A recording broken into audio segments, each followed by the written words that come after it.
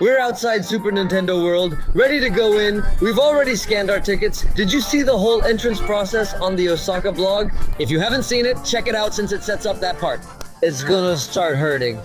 It smells a lot like Pop-Tart. Friend, is it hard? And now with these wristbands ready, we're going to go in and walk around Super Nintendo World. We'll show some of the details and curiosities it has, try out a couple of attractions, and why not, buy a little merch?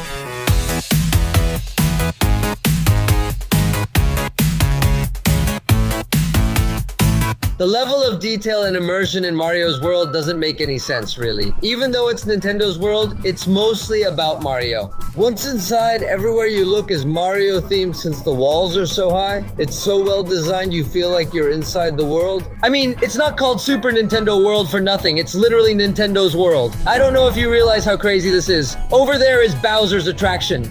Over there are little mushrooms, Koopas walking around with coins. It's all complete. Everything is super themed. Look at that, man. What's Yoshi doing? Why are you going around? Yoshi, please? We already have our Mario Kart hats, and we're about to experience one of the best things you can do inside Super Nintendo World. I can't believe it. I want Sabri's feedback. How was it? How exciting. Unfortunately, they don't let you record while you're moving, which makes sense because during the whole ride, it's like you're wearing a virtual reality headset and you can't really see anything. Only the people who... Very good. I feel there's so much information that it's hard to know what to focus on. There's a bit of everything here. Someone just left the attraction. We're in the Mario Kart store. But as I said, it's pointless to record since everything uses virtual reality. So you see it in your headset, but not in real life? Guys, $100 for this Bowser jacket. Look at this. Not only an extra room if there was an L, because this one fits me like a tent. If there was an L, I'd take it, I swear. Look, they connected the dots for us, If they connect the dots for you just because of the app. Of course, look, 410 coins. All thanks to mine then? and I already have a trophy. Each game should be a small trophy. You can't do them all in one day? That's the point? Is this one doable? What you need to know is that there is very little exclusive content in the Nintendo store, or in this case, the Mario Kart store, since most of the things can be found outside, in the stores that are in the public access area. So don't go crazy if you want to get something from here, because you'll most likely find them outside. Wow, what a nice collection of keychains that you get at random. You have to buy one and hope for the best, right? Getting one of these for 1,000 yen, I don't think that's bad, you know? It's really funny what people like. The gambling that's implied with these guys in Japan, even though it's not legal. Oh, move! Another one. No, wait over there. Even though gambling isn't legal here. But they kind of disguise it as other things. Yeah, that's my trophy. Change it. I bought it last year. Put something else for me, I told them. Are they hiding gambling by selling boxes to see what you get? Criminals. Oh, goodbye and more. We didn't get Bowser's, but I'm taking Mario's.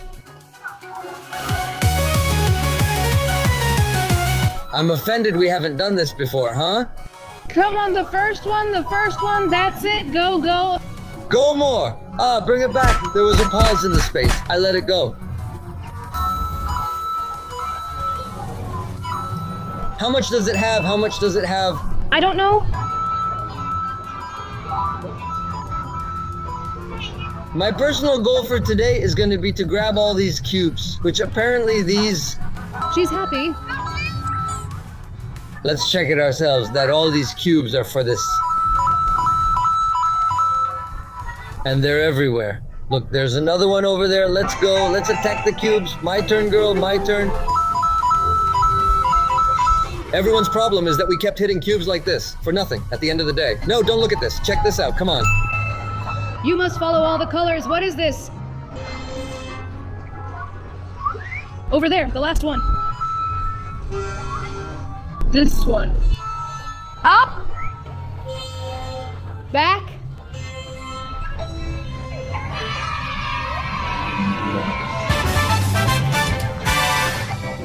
We didn't have to walk far to realize that the whole park is made and designed so that you buy the wristband. Because games like this, which aren't major attractions, are interactive. Like the one with the white blocks we hit, they're made so you go with this and hit it, you score points, and you get to burger places. It's to make noise and do other stuff and keep scoring points and scoring points. It's more for kids, in fact. If you notice, the line is full of kids. It's almost always adults accompanying the kids. Introduce us. Can you see how careful these guys are that they notice that stain, which isn't even a stain? Do you see why there's a different color on the wall? It's a speaker, bro. It's a speaker that makes little noises, what they think in all these dolls. It's really important for you to have the app, not just to scan your wristband and link it to your account. But there's also a map that shows you all the attractions where you can redeem or do things with the wristband. They're separated by colored dots that can be confusing, like blue, green, and yellow ones. You can select or deselect them here. But where is this? Is it in Donkey Kong Country? Yes, but it's here, right? But there is a Donkey Kong area, isn't there? But listen, I already knew this, but with the information revealed about Donkey Kong Country, if you're thinking about coming to Universal Japan, guys, know that you can spend one day at Universal and another day doing everything else. The Nintendo area, because it's very big and very long. And remember that the Express Pass is only for some attractions in La Gaza. They're ready and available, but most require waiting in line for 30 minutes to an hour or more. Start planning or deciding between Universal or Nintendo World since you won't have enough time in one day to do it all. What, is it the champion's turn?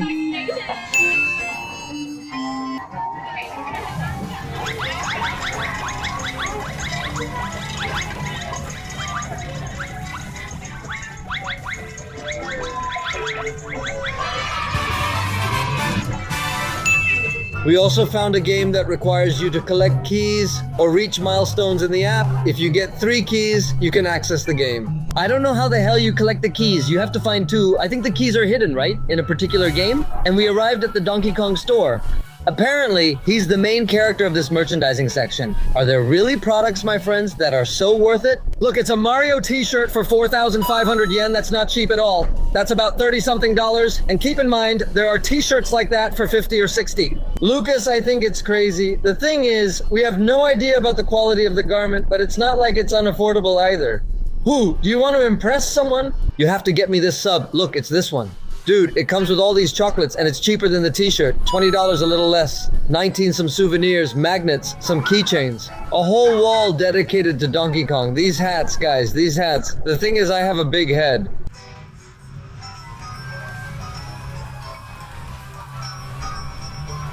Just like with the Mario Kart store, a lot of repeated products, almost all of them, but there are some exclusive Donkey Kong items precisely because this is his particular stand. But most of it, roughly speaking, is more of the same. Look at this. I bought this box last year, man. It used to come with 4 in a row, instead of like this in a cube, but it's the same. A lot of things don't change from year to year. Man, if you look back 5 years, then yeah, but at least for now, from one year to the next, no. These boxes, I love them. Metal cookie tins. I love them. Do you know how to buy a Mario boxer for damsels in distress? And just as we suspected, gentlemen, did Donkey Kong Country exist? I think this was here last year too. I'm not sure it's that new, you know? But it was here last year. Since I didn't have time to come, I hadn't even seen it. Donkey.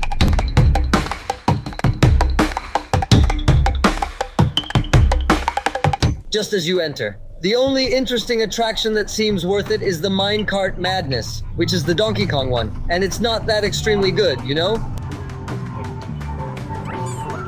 It's not extreme at all. Perfect for me. For people who don't like speed or intense thrills. Because that's how we are. But the only problem is that the line starts at 110 minutes, 2 hours just to try the attraction. No thank you. At this point in the day, my feet hurt and I really don't feel like standing for 2 hours. Part of the park is super tiny. Back here we have Donkey Kong's mountain and not much else. I think this idea was made just for this ride. Come on. Come on, come on. There are also spots where it's different. There's a little thing and a bit goes by. Woo! What a surprise. What a surprise for me. Oh, I didn't expect this. Now it's time for lunch at Kinopio Café. I don't know if I said it right, from Super Nintendo World. We already have our number, we have our Coke, we're waiting for our table, and I'll show you the menu and what we spent, and I'll tell you about the decoration of the place. Guys, if you just look at the ceiling, they seated us with our number visible, so I assume someone will take our order since we already have our Cokes. It wasn't that long of a wait, huh? I thought we'd have to wait a lot longer. No, I mean waiting. We didn't even wait 30 minutes. But I thought it was going to be worse. For the shift change. The line is long, but the system is organized and moves fast. Yes, and also, at first I thought there was no space, but it turned out there was just none left to book through the app. So if you come, I recommend you book in advance. Like, don't just show up at the park and say, well... I mean, you could book it with... I'm not sure from day to day. But it was by reservation. Yeah, there, maybe 2. Since it's nearly 4 p.m. and it was about noon when... Yes, also? This spot is underground, located beneath Super Nintendo World. When you enter, you reach a balcony and this place is below. It's more than a snack stop. It's a sit-down eatery. Some eat noodles, others eat pie with utensils. It's not fast food. You can come here, relax, and stay a while. 93 here. No, I hadn't seen it. How's the line going, Rodriguez? Super long. How long have we been here? I think we've been in line for a few hours, more or less. We're almost at Yoshi Adventure. Will it be worth it? Will it not be worth it? It's worth it. From what I saw, it really is like a little fair train ride. You can get on because otherwise it could be bad.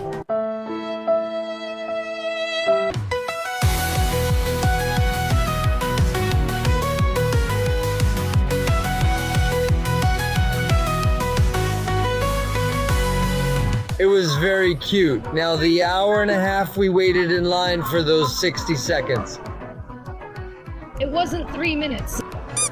Don't tell the truth? Yes, because I recorded it and watched. 3 minutes on top of Yoshi? Walker after an hour and a half of waiting? Oh, but it was nice.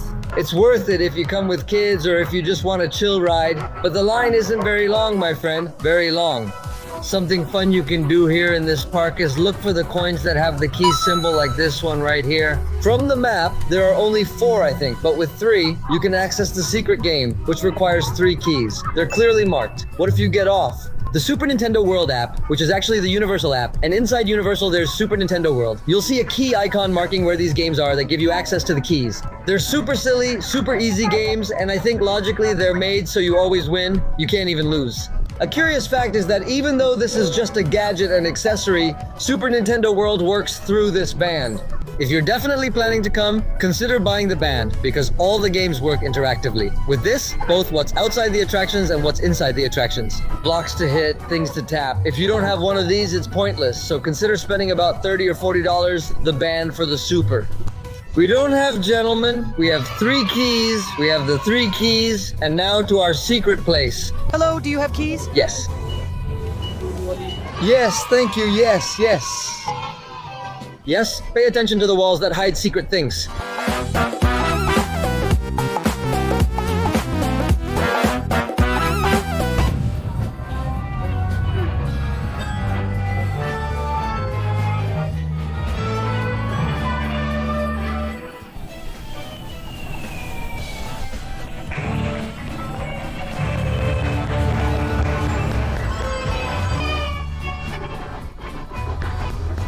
The game is totally rigged for Xavi to win. Totally rigged for Xavi to win. For sure. I'm not playing anymore. I'm outraged.